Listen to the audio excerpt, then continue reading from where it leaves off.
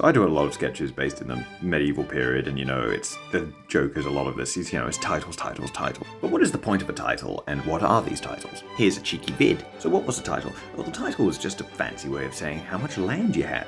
This is essential, especially during feudalism, because it's a system based entirely off land ownership. In the European system, you have a lot of these ending with the suffix dom, so kingdom, earldom, dukedom. Probably finding its root in Latin, dom, domus, domine, house, authority figure, master. It's also where you get words like dominion or domain. How does this hierarchy work? At the bottom of the hierarchy, you've got a knight, or a landed knight, and its female counterpart, a dame. Now you all know what a knight does. A knight was a military figure. They gave their military service to a higher lord in exchange for a small plot of land. Next on the hierarchy, you've got a barony, ruled by a baron or a baroness. Just a larger piece of land with more knights. After that, you have a viscount and a viscountess. They just manage the holding of the next rank, which is a count or countess. It's just a bigger piece of land called a county. Now, if you're a count or countess, you had a collection of barons working for you, and mayors and sheriffs or shire reeves. However, count was more of a European version because the English had an equivalent rank called an earl. What's the origin of this rank?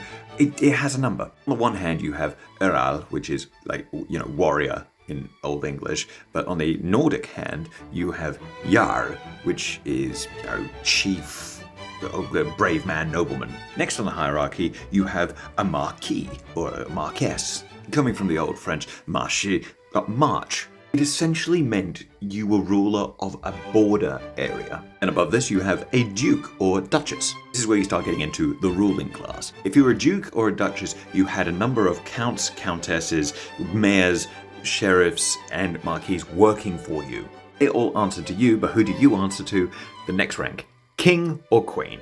Come on, you know what a king or queen is. King or queen was just that. They ruled the territory. The idea was that the dukes, the counts, and all of that would swear fealty to you.